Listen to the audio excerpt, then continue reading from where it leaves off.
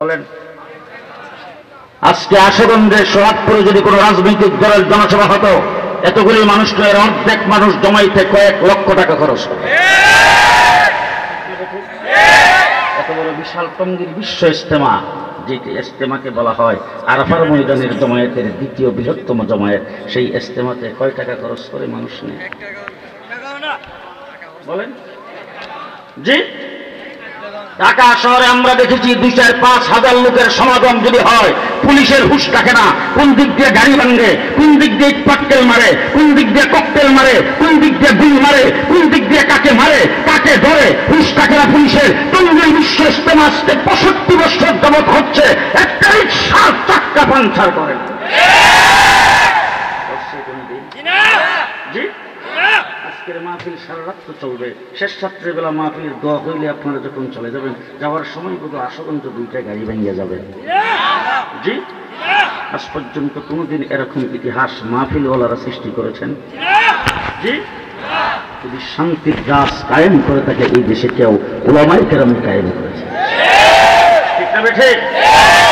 হয়তো আমি আপনাদের সামনে কথা বললে আপনাদের এইখানে কিছু সংখ্যক লোক এই কথাও বলতে পারে, জেল থেকে বের হয়ে আইসেও হুশ হয় নাই, এখনো এই জাতীয় কথাবার্তাই বলে। আর আপনারা হয়তো কালকে বসে বসে সমালোচনা করতে পারেন, ইতানের নাম ওয়াজ, মৌলানা আব্দুল মতিন সাহেব যে ওয়াজটা করছিল, সেই আব্দুল বাতিন সাহেব, এই ওয়াজটা খুব ভালো লাগছিল, মাঝখানটা এসে কেন ডিস্টার্বটা করলো, এরকম কথাবার্তা বলতে পারবেন আপনারা। 100 বার বলেন, কোনো আপত্তি নাই। উচিত কথাগুলি বলছি, বলেই যাব।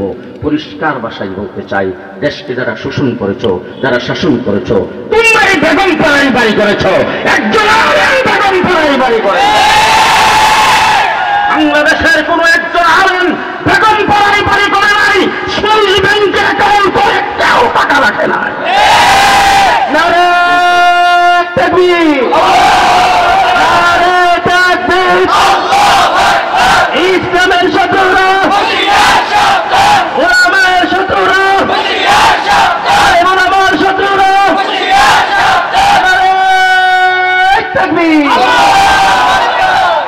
মুসলমানরা দেশের টাকা বিদেশে পাচার করে আজ পর্যন্ত কোন একজন আলেম 1টি টাকা দেশ থেকে পাচার করেছেন এরকম যদি কেউ দেখাইতে পারে, আমি আর কোনোদিন মাইকের সামনে দাঁড়াবো না।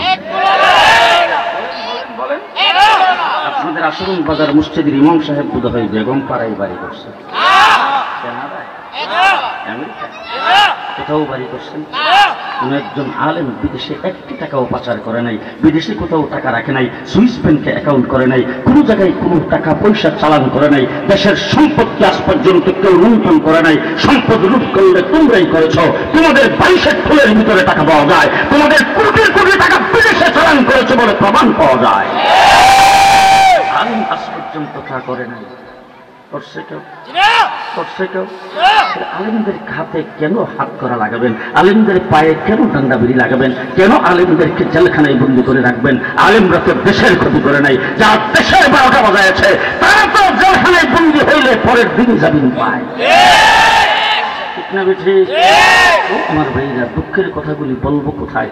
আপনাদের সামনে বলে যাচ্ছি, মনে রাখেন, যখন দুনিয়াতে থাকবো না তখন হয়তো একদিন বলবেন যে উচিত কথাগুলি বলছিল, সেই কথাগুলি আমাদের জন্য দরকার ছিল। আজকে এই দেশের আলেম ওলামায়ে কেরাম করছে নাকি?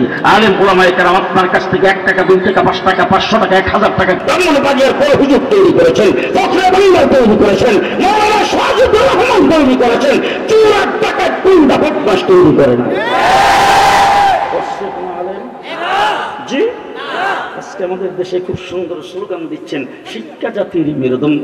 আবার কয়েকদিন আগে টকশোতে দেখলাম একজন আরেকজনকে বলতেছে, আরে শিক্ষা জাতির শুধু মেরুদণ্ড না, শিক্ষা জাতির প্রাণ। আমি জিজ্ঞেস করতে চাই, যে শিক্ষায় শিক্ষিত হয়ে ডক্টরেট উপাধি নিয়ে বিসিএস ক্যাডার হয়ে যখন বড় বড় অফিসার হয়ে কলমের ঘুষায় লক্ষ লক্ষ টাকা দেখে দেশের চুল করে, সেই শিক্ষা জাতির মেরুদণ্ড হতে পারে না। যে শিক্ষার সর্বোচ্চ বিদ্যালয়ে আপনার মতো সন্তানকে পিঠে হত্যা করে, এই শিক্ষা জাতির মেরুদণ্ড হতে পারে না। এই শিক্ষায় কলেজ ইউনিভার্সিটিতে পড়ে মা বাবাকে বেডরুমের ভিতরে জবাই করে হত্যা করে, এই শিক্ষা জাতির মেরুদণ্ড। কথা যদি কেউ না বলে মনে করবেন হে হে দলিল। এই শিক্ষা জাতির মেরুদণ্ড, এই শিক্ষা জাতির মেরুদণ্ড হতে সেই শিক্ষায় উচ্চ শিক্ষিত হয়ে মা বাবাকে বৃদ্ধাশ্রমে পাঠায়, এই শিক্ষা জাতির মেরুদণ্ড। জোরে মুসলমানেরা শিক্ষিত সমাজ ভালো করে মনে রেখেন, কোন শিক্ষা জাতির মেরুদণ্ড? যেই শিক্ষা আল্লাহ প্রদত্ত। মুহাম্মদুর রাসূলুল্লাহ সাল্লাল্লাহু আলাইহি ওয়াসাল্লাম হেরা গুহার ভিতরে ধ্যানমগ্ন অবস্থায় আছেন। জিবরাইল আইসা দাঁড়াইছেন, দাঁড়ায় হুজুরকে ডাক দিয়ে বলছেন, ইকরা, পড়ুন পড়ুন। রাসূল হেরা গুহার ভিতরে কেন গিয়েছিলেন? ওলামা ইকরাম তো এখানে বসে আছে, ওনাদেরকে জিজ্ঞেস করেন, হুজুর হেরা গুহায় কেন গেলেন? নিজের হাতে মূর্তি বানায়, নিজেরা সেই মূর্তিকে পূজা করে, 360 ফুট বাইতুল্লাহ শরীফে লাগাইছে, আর বাইতুল্লাহ শরীফ উলঙ্গ হয়ে তোয়াফ করে। মেয়ে সন্তান জন্মগ্রহণ করলে জিন্দা কবর দেয়। সভ্যতা সাংস্কৃতিক বলতে কিছুই নেই। কেউ সূর্যের পূজা করে, কেউ চন্দ্রের পূজা করে। সূর্য সকালবেলা উঠে, বিকালবেলা অস্ত চলে যায়, চন্দ্র আবার অন্ধকার হইলে আসে। যখন সূর্যের আলো আসে, চন্দ্রকে খুঁজে পাওয়া যায় না। এটা তো মাবুদ হতে পারে না, এটা তো পূজা পার্থ হতে পারে না। সেই পূজা কাকে করতে হবে? আসমান তৈরি করেছেন কে? বৃষ্টি বর্ষণ করেন কে? হাওয়া বাতাস কে চালু করেছেন? দরিয়াতে পানি কে জারি করেছেন? এইসব নিয়ে রাসূল চিন্তা ভাবনা করতেছিলেন হেরা গুহার ভিতরে বসে। তখন আপনার যুক্তিতে কি হয়? জিবরাইল আমিন এসে বলা দরকার ছিল, আপনি যার সম্পর্কে চিন্তা করতেছেন তিনি হলেন আল্লাহ। আল্লাহ পাক সূর্য উঠায়, আল্লাহ আসমান জমিনের মালিক। সেই কথাটা তো না বইলা সর্বপ্রথম এসে বলছেন, ইকরা, পড়ুন পড়ুন।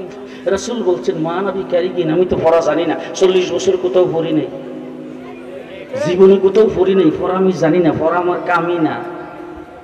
হুজুর বলছেন, মা নবী কারিগিন, আমি পড়া জানি না, আমি পড়তে পারবো না। জিবরাইল আমিন হুজুরকে চাপ দিয়ে দূরে ছেড়ে দিয়ে বলছেন, ইকরা, পড়ুন।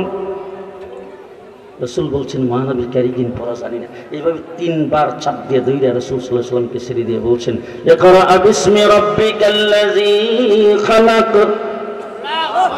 খালাকাল ইনসানা মিন আলাক ইকরা ওয়া রাব্বুকাল আকরামুল্লাযী আল্লামা বিল কলম আল্লামাল ইনসানা মা লাম ইয়ালাম। পড়ুন আপনার প্রভুর নামে, যিনি আপনাকে সৃষ্টি করেছেন। কোন শিক্ষা জাতির মেরুদণ্ড? কলেজ, ইউনিভার্সিটি, ডক্টরেট পাস করে আসছে, জিজ্ঞেস করেন তোমার শিক্ষা সিলেবাস কোথায় থেকে আসছে, কোথায় থেকে তুমি এই শিক্ষা পাইছো? এ বলবে বাংলা একাডেমি, বিশ্ববিদ্যালয় বোর্ড, আমাদের শিক্ষামন্ত্রী, এর বিষয়ে আর খবর নাই। আমাকে জিজ্ঞেস করো কোথায় থেকে শিক্ষা আসছে? আমার রাসূল সাল্লাল্লাহু আলাইহি ওয়াসাল্লাম বলছেন, ইন্নামা বুইস্তু মুআল্লিমা, আল্লাহ পাক আমাকে বিশ্ব জগতের শিক্ষক হিসেবে প্রেরণ করেছেন। হুজুর বলছেন আল্লামানি রাব্বি, আল্লাহ আমাকে ইলম শিক্ষা দিয়েছেন। শিক্ষাটা রাসূলকে কখন দিয়েছেন, কোন সময় দিয়েছেন? একটা কথা আপনারা ওয়াজ নসিহতে শুনছেন, সূরা ইয়াসিন কোরআন শরীফের একটি সূরা, যেই সূরাটা আল্লাহ পাক পৃথিবী সৃষ্টির 1000 বছর আগে তেলাওয়াত করেছেন। সুবহানাল্লাহ। এত জোরে না, এত জোরে কিসের সুবহানাল্লাহ? মানুষের যেন না শুনে আসতে পারে। পৃথিবী সৃষ্টির 1000 বছর আগে আল্লাহ পাক সূরা ইয়াসিন তেলাওয়াত করেছেন। এখন এখানে হাফেজ কোরআন আছে, সূরা ইয়াসিনের প্রথমে আল্লাহ পাক কি বলেছেন? ইয়াসিন ওয়াল কুরআনিল হাকীম ইন্নাকা লামিনাল মুরসালিন। সর্বপ্রথম আল্লাহ পাক সূরা ইয়াসিনের ভিতরে বলতেছে, ইন্নাকা নিশ্চয়ই আপনি লামিনাল মুরসালিন, মুরসালিনদের মধ্যে একজন অন্যতম রাসূল। তাইলে এই যে উলামায়ে কেরাম এখানে আছে, আমার গুলোইলে আপনারা কইরা আলেমুলামায়ে কেরামের কাছে সবক শোনাইতে আইছে, কথা বুঝেন নাই? এই যে আরবি জমির, আরবি ভাষায় কাফ যে অক্ষরটা, সেটা কোন জায়গায় ব্যবহার করে? কোন ব্যক্তি যদি সম্মানিত ব্যক্তি হয়, সেই ব্যক্তিকে সামনাসামনি, অগোচরে না, দূরে না, সামনাসামনি যদি সম্বোধন করা হয়, তার ক্ষেত্রে আরবি গ্রামারে, আরবি ভাষায় বলা হয় কা কা কা। কোরআন শরীফের ভিতরে 30 পারা কোরআন তালাশ করে দেখেন, যেখানে আল্লাহ পাক আল্লাহর হাবিবকে সম্বোধন করেছেন, সব জায়গায় বলছেন কা কা কা। ফালা ওয়া রাব্বিকা ফালানুওয়াল্লিয়ান্নাকা ফাওয়াল্লি ওয়াজহাকা ওয়া মা আরসালনাকা ইন্না আরসালনাকা ওয়াদ-দুহা বিল-লাইলি ইযা সাজা মা ওয়াদ্দাআকা রাব্বুকা وما قلى وللآخرة خير لك من الأولى ولسوف يؤتيك ربك فترضى ألم يجدك يتيما فآوى ووجدك ضالا فهدى ووجدك عائلا فأغنى ألم نشرح لك صدرك ووضعنا عنك وزرك الذي أنقض ظهرك ورفعنا لك ذكرك فسبح بحمد ربك إنا أعطيناك। সব জায়গায় আল্লাহর হাবিবকে যেখানে সম্বোধন করেছেন সেখানে বলছেন কা কা, তাইলে ইন্না কা লামিনাল মুরসালিন, আল্লাহর হাবিব তখন আল্লাহর সামনে বসা। ঘুমাইছেন না, বুঝেন না? পৃথিবী সৃষ্টির 1000 বছর আগে আল্লাহ বলতেছেন ইন্না কা, তখন আল্লাহর হাবিব আল্লাহর সামনে বসা। কথা তো কথা বাইরে দিচ্ছে, কথা না। রূহের জগতে আল্লাহ পাক গোটা পৃথিবীর সমস্ত মানুষকে সৃষ্টি করে। সংক্ষেপে বলতে চাই, ওলামায়ে কেরাম এখানে আছে, আল্লাহ পাক সমস্ত মানুষের সামনে একটা প্রশ্ন করেছিলেন, আপনারা জীবন ওয়াজে শুনেননি। প্রশ্ন করেছিলেন আলাস্তু বিরাব্বিকুম, করছিল প্রশ্ন আলাস্তু বিরাব্বিকুম, আমি কি তোমাদের প্রভু নয়? সেই প্রশ্নটা যখন আল্লাহ পাক করেছেন, ওই জায়গায় হযরতে আদম থেকে নিয়ে হযরতে মুহাম্মদুর রাসূলুল্লাহ সাল্লাল্লাহু আলাইহি ওয়াসাল্লাম পর্যন্ত যত নবীর উম্মত পৃথিবীতে আসবে, সমস্ত নবীর উম্মতেরা নবীদের দিকে তাকাইছে, তাকায় বলতেছে একটা অক্ষর কোথাও পড়লাম না, কোনো ইউনিভার্সিটিতে গেলাম না, মক্তবে গেলাম না, স্কুলে গেলাম না, আল্লাহ মাত্র আদমের পৃষ্ঠ থেকে আমাদেরকে তৈরি করলো, কোনো কিছু না পড়ে কিসের ইন্টারভিউ নেরে? কিছুই পড়াইলো না, হঠাৎ করে আল্লাহ পাক প্রশ্ন করে কিসের ইন্টারভিউ নেই? এইসব কিছু আমরা জানি না, দেখি আমরা নবীরা কি কর। আর সমস্ত নবীরা কো আমাদেরও কোথাও কোনো কিছু পড়াইছে না, পড়াইলে একজনই পড়াইছে যিনি জগতের মুআল্লিম, দেখি মুআল্লিমে কি কয়। হযরতে আদম থেকে ঈসা পর্যন্ত সমস্ত নবীরা বিশ্ব জগতের মুআল্লিমের চেহারার দিকে তাকায় আছে, আর মুআল্লিম আমার নবী মুহাম্মদুর রাসূলুল্লাহ সাল্লাল্লাহু আলাইহি ওয়াসাল্লাম, তিনি সর্বপ্রথম বলছেন বালা। ভালো করে বুঝলেন রবিউল আব্বাল আমরা কেন পালন করি না? কারণ রবিউল আব্বাল থেকে রাসূলের জন্ম শুরু না, রাসূলের জন্ম রবিউল আব্বাল থেকে শুরু না। যারা রবিউল আব্বাল মাসে জিলাপি খাও, যারা ডাইরের দাম বাড়াও, আজকে ফিলিস্তিনের মুসলমানদের বিরুদ্ধে তোমাদেরকে একটা শব্দ করতে দেখি নাই। কোথায় তোমরা আজকে? কোথায়? বাংলাদেশ যখন নাস্তিক মুরতাদ শাহবাগীরা যখন আল্লাহকে গালি দিয়েছেন, আল্লাহ রাসূলকে গালি দিয়েছেন, শাপলা চত্বরে রক্ত দিয়ে আমরা দিয়েছি, তোমরা কোথায়? নবীর ইজ্জতের উপর যখন আক্রমণ করে রক্ত আমরা দেই, তোমার বিরুদ্ধে যখন হাইকোর্টে রায় দিয়েছে রক্ত আমরা দিয়েছি, তোমাদেরকে পাই নাই। রবিউল আব্বাল ছাড়া তোমাদেরকে বাড়ি সালাম দিয়েও পাওয়া যায় না। রবিউল আব্বালে জিলাপি খাইতে সহজ। যেই পাকিস্তানিদেরকে লাঠি ডান্ডা দিয়ে বাইরে বাংলাদেশ থেকে বিদায় করেছে, তোমরা তাদেরকে ভাড়া করে মৌলবি আইনা তারপরে বাংলাদেশে মিলাদুন নবী পালন করে। লজ্জা করে না? মুহাম্মদুর রাসূলুল্লাহ সাল্লাল্লাহু আলাইহি ওয়াসাল্লামের জীবন কোথায় থেকে শুরু? রূহের জগতে রাসূলের দিকে সবাই তাকায় আছে, হুজুর যেটা বলেন সেটাই হবে আমাদের কথা। সেই নবী মুহাম্মদুর রাসূলুল্লাহ সাল্লাল্লাহু আলাইহি ওয়াসাল্লাম আমাদের নবী, খুশি না বেজার? খুশি না বেজার? খুশি না বেজার? রাসূলুল্লাহ সাল্লাল্লাহু আলাইহি ওয়াসাল্লাম বিশ্ব জগতের শিক্ষক হিসেবে পৃথিবীতে আগমন করেছেন। আল্লাহ পাক বলেন আপনি শিক্ষক, আপনার পড়াইছিও আমি, এই উম্মতের জন্য সিলেবাসও দিলাম আমি। সিলেবাস কে দিছে? আল্লাহ। হ্যাঁ আল্লাহ বলবো শেষ শুধু আয়াতটা পড়ে দিয়ে চলে যাবো সামনে। দাওয়াত দিবেন না, দাওয়াত দিবেন না আমি জানি, কারণ দাওয়াতটা আমার ওই সময় দেয় যখন আমার ডায়েরিটা ফিল আপ হয়ে সারে। ওই যে আমার সাথী একসাথে পড়ছি মালিহাতা মাদ্রাসাতে একই হামসবক, কিন্তু দাওয়াতটা ওই সময় দেয় যখন আমার ডায়েরিটা ফিল আপ হয়ে সারে। দুঃখের কথাটা বলবো তার কাছে। আল্লাহ তাবারক ওয়া তাআলা আল্লাহ পাক আমাদের সিলেবাস ঘোষণা করেছেন। সোহাগপুর মাদ্রাসার সিলেবাস, মালিহাতা মাদ্রাসার সিলেবাস, ব্রাহ্মণবাড়িয়া জামিয়ার সিলেবাস, নুরানি মক্তব থেকে শুরু করে হাটহাজারীর জামিয়া পর্যন্ত, দারুল দেওবন্দ পর্যন্ত সব মাদ্রাসার সিলেবাস আল্লাহ ঘোষণা করেছেন। বাংলা একাডেমির বানানো না, বিশ্ববিদ্যালয় বোর্ডের বানানো না, শিক্ষা মন্ত্রণালয় বানাইছে জিয়াউর রহমান, বঙ্গবন্ধু, এরশাদ চাচা, কেউ বানাই নেই। এখন যদি কোনো শিক্ষামন্ত্রী এসে যদি বক্তৃতা দিয়ে বলে সাধারণ শিক্ষার কারিকুলামের সাথে কওমি মাদ্রাসাকে একত্রিত করা হবে, পরিষ্কার ভাষায় বলতে চাই, ইংরেজ যাদের সূর্য অস্ত যেত না 250 বছর আমাদেরকে শেষ করার জন্য চেষ্টা করেছে। 250 বৎসর চেষ্টা করেছে। আর আমাদের লাঠি ডান্ডার বাড়িতেই হুসাইন আহমদ মাদানী, আশরাফ আলী থানভী, কাসেম নানতুবি, মুহাম্মদ হোসেন দেওবন্দি, উবাইদুল্লাহ সিন্ধি, এই সমস্ত বুজুর্গদের লাঠি ডান্ডার বাড়িতে এই দেশটাকে বিতাড়িত হয়েছে। কওমি মাদ্রাসা নিয়ে একটু শক্ত করবা, তোমাদের বিদায় হয়ে যাবে।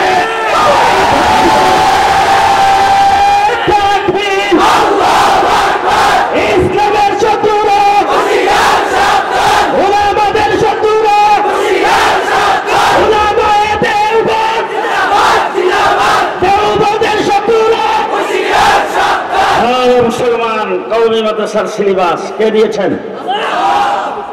ডাইনভাবে তাকে দেখবেন, যদি কেউ কথা না কইলাম যে অন্য দলের। কে দিয়েছেন? কে দিয়েছেন? হাফেজে কোরআন কেউ থাকলে, আলেম কেউ থাকলে কোরআনে আছে কিনা সেটা আপনারা বললেন, নাহলে এমন কোন 4টে সিলেবাস। কয়টা?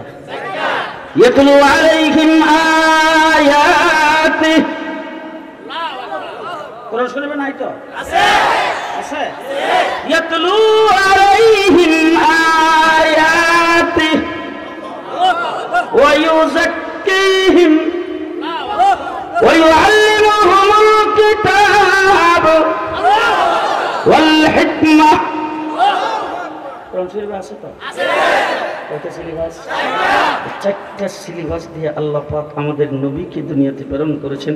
রাসূল সাল্লাল্লাহু আলাইহি ওয়াসাল্লাম 4 সিলেবাস নিয়ে হেরা গুহার থেকে বের হয়ে সর্বপ্রথম মাদ্রাসা কায়েম করেছেন। মাদ্রাসার নাম দারে আরকাম। রাসূল এখান থেকে হিজরত করে চলে গেছেন মদিনায়, সেখানে যে মাদ্রাসা কায়েম করেছেন আসহাবে সুফফা। আসহাবে সুফফায় 1.25 লক্ষ সাহাবী সেখানে লেখাপড়া করেছেন। আল্লাহ পাক তাদের পরীক্ষা নিরীক্ষা নিয়ে তাদেরকে রাদিয়াল্লাহু তাআলা আনহুম বলে ঘোষণা দিয়েছেন। উলাইকা হুমুল ফাইজুন বলেছেন, উলাইকা হুমুল মুফলিহুন বলেছেন। আল্লাহ পাক সাহাবায়ে কেরামকে সার্টিফিকেট দিয়েছেন। সাহাবায়ে কেরাম থেকে নিয়ে আমার ভাইরা খোলাফায়ে রাশিদিনের 4 জন, হযরত আলী রাদিয়াল্লাহু তাআলা হলেন 4র্থ জন। আমার রাসূল বলেছেন আনা মদিনাতুল ইলমি আলী বাবুহা, আমি হইলাম ইলমের শহর, আলী হইল ইলমের দরজা। এখন চিন্তা ভাবনা করে দেখেন তো, উলামায়ে কেরাম এখানে আছে। আল্লাহ রাসূল যখন ইন্তেকাল হয়েছে, সর্বপ্রথম আল্লাহ রাসূলের খলিফা কে হয়েছেন? আবু বকর সিদ্দিক। উনি ইন্তেকাল করেছেন কোথায়? মদিনায়। দাফন করছে রাসূলের পাশে মদিনায়, রাসূলের রওজাতে। এরপরে আসছেন হযরত ওমর ইবনুল খাত্তাব, তিনি আইসা রাষ্ট্র চালিয়েছেন মদিনায়, ইমামতি করছেন রাসূলের মুসল্লায় মদিনায়। তারপরে শাহাদাত বরণ করেছেন মদিনায়, দাফন করছে ঢাকায়। কোথায় কোথায়? মদিনায় রাসূলের রওজার পাশে। 4র্থ নম্বর খলিফা হযরত উসমান, তিনি আইসা রাষ্ট্র চালাইছেন ঢাকায়। মদিনায় ইমামতি করছেন মসজিদে নববীতে, রাসূলের মুসল্লাই মদিনায়, শাহাদাত বরণ করেছেন মদিনায়, দাফন করা হয়েছে জান্নাতুল বাকিতে। 4র্থ খলিফা আনা মদিনাতুল ইলমি আলী বাবুহা। খেলাফতের দায়িত্ব গ্রহণ করার পরে খলিফাতুল মুসলিমিন হইয়া রাষ্ট্র চালাইছেন কুফায়, ইলম বিস্তার করেছেন কুফায়। সেই কুফায় আলী শাহাদাত বরণ করেছেন, কুফায় আলীকে দাফন করা হয়েছে। এখান থেকে যেখানে হযরত আলী শহীদ হয়ে দাফন হয়েছে, সেই জায়গা থেকে ইমামে আজম আবু হানিফার জন্ম হয়েছে। 4 সিলেবাসের মাদ্রাসা। ইমামে আজম আবু হানিফা ওই ব্যক্তি যিনি এই উম্মতের জন্য 13 লক্ষ মাসালা লিপিবদ্ধ করেছেন। 13 লক্ষ মাসালা এই উম্মতের জন্য লিপিবদ্ধ করেছেন ইমামে আজম আবু হানিফা রাহমাতুল্লাহি আলাইহি। ইমামে আজম আবু হানিফার পর থেকে আস্তে আস্তে সর্বশেষ শাহ ওলিউল্লাহ মুহাদ্দিস দেহলভী রাহমাতুল্লাহি আলাইহি, যিনি ভারতবর্ষে সর্বপ্রথম হাদিস পড়ানো শুরু করে দিয়েছেন। ওই 4 সিলেবাসে হযরত শাহ ওলিউল্লাহ এখানে পড়ানো শুরু করেছেন। তারপরে তিনি সর্বপ্রথম কোরআন শরীফের ফার্সি ভাষায় তর্জমা করেছেন। তার সন্তান শাহ আব্দুল আজিজ মুহাদ্দিস দেহলভী রাহমাতুল্লাহি আলাইহি, যিনি তাফসীরে আজিজি লিখেছেন, ভারতবর্ষ থেকে ইংরেজ খেদাও আন্দোলনের মুক্তিযুদ্ধের ঘোষণা দিয়েছেন শাহ আব্দুল আজিজ মুহাদ্দিস দেহলভী। শাহ আব্দুল আজিজের ছাত্র শাহ ইসহাকের ছাত্র শেখ আব্দুল গনি, শেখ আব্দুল গনির ছাত্র হযরত কাসেম নানতুবি রাহমাতুল্লাহি আলাইহি দেওবন্দের আনার গাছের নিচে মাদ্রাসা প্রতিষ্ঠা করেছেন। একজন উস্তাদ ঠিক করেছেন, উস্তাদের নাম মাহমুদ, আর ছাত্র একদম ঠিক হয়ে আসছে পড়ার জন্য, তার নাম মাহমুদুল হাসান। সেই মাহমুদুল হাসান দারুল উলুম দেওবন্দের আনার গাছের নিচে সর্বপ্রথম ছাত্র। 4 সিলেবাসে লেখাপড়া করে তিনি সেখান থেকে বের হয়েছেন। শেষ শুধু একটা কথা বলে দিয়ে যাচ্ছি, মাহমুদুল হাসান দেওবন্দির রেশমি রুমাল আন্দোলন যদি না হতো, ইংরেজ এই দেশ থেকে বিদায় হতো না, পাকিস্তান হিন্দুস্তান হতো না, ফলে বাংলাদেশ হতো না। মাহমুদুল হাসান দেওবন্দির যুদ্ধ জাহাদ না হলে, মাল্টার জেলখানার ভিতরে জেল না কাটলে থাকলে এই দেশ আজাদ হতো না, এই দেশ স্বাধীনতা আসতো না। সেই মাহমুদুল হাসান দেওবন্দি মাল্টার জেলখানার ভিতর থেকে 4 বছর পরে যখন বের হয়ে আসছে, তখন কিছু লোকজন যায় ওনার বক্তব্য যায় বলতেছে, হুজুর অনেক যুদ্ধ জাহাদ করেছেন জীবনে, ইংরেজের বিরুদ্ধে লড়াই করেছেন, হুজুর ইংরেজ তো এখন আমাদের দেশ থেকে যায়নি, হুজুর শেষ বয়স কোন দিন দুনিয়ার থেকে চলে যান, আপনি এখন ঘরে বসে বসে কয়েকটা কিতাব লেখা যান, যেই কিতাবগুলি আমরা ছাপাইয়া মার্কেটে রাখলে পরবর্তী জেনারেশন পৃথিবীতে আসার পরে আপনার কিতাবগুলি দেখা দেখা আপনাকে একটু স্মরণ করতে পারবে। এখন তো আপনি এত যুদ্ধ জাহাজ যে করছেন, আপনি যে সাইকুলহীন, 2 দিন পরে মানুষের আর মনে থাকবে না, তার কারণ হলে আপনার লিখিত কোনো কিতাব মার্কেটে নাই। উনি ডাক দিয়ে বলেন, কি বলো, আমার তো সব সাবজেক্টে মার্কেটে কিতাব আছে। বলে, হুজুর একটাও তো আমরা কোনো দোকানে পাই না। উনি বলেন, তুমি আমার কোন সাবজেক্টে কিতাব তালাশ করো? আমার তফসিরের সাবজেক্টে যদি কিতাব তালাশ করতে চাও, তাহলে কোরআন তফসিরের সাবজেক্টে আমি কিতাব বানিয়ে দিয়ে গেলাম, জাফর আহমদ উসমানী, শিব্বির আহমদ উসমানী। আমার যদি তাসাউফের লাইনে কিতাব তালাশ করতে চাও, তাসাউফের ইমাম হাকিমুল উম্মত আশরাফ আলী তানভীকে দেখো, তাকে আমি লিখিত জিন্দা কিতাব হিসেবে দিয়ে গেলাম। তোমরা যদি আমার ইফতার লাইনে কিতাব দেখতে চাও, মুফতি কাফাইতুল্লাহকে দেখো। তোমরা আমার মুহাদ্দিসের লাইনে, হাদিসের লাইনে কিতাব দেখতে চাও, আনোয়ার শাহ কাশ্মীরি রহমতুল্লাহ আলাইহিকে দেখো। তোমরা আমার সিয়াসত, যুদ্ধ জাহাদের লাইনে কিতাব দেখতে চাও, হুসাইন আহমদ মাদানীকে দেখো। তোমরা আমার দাওয়াত ও তাবলীগের লাইনে যদি কিতাব দেখতে চাও, মাওলানা ইলিয়াস রহমতুল্লাহ আলাইহিকে দেখো।